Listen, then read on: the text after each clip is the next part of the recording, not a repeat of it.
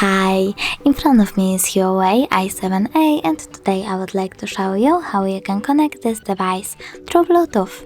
Start by opening Settings, then choose Bluetooth and tap on the switcher if it's not already on. Wait for available devices to show up and tap on the one that you want to connect to, for example that one.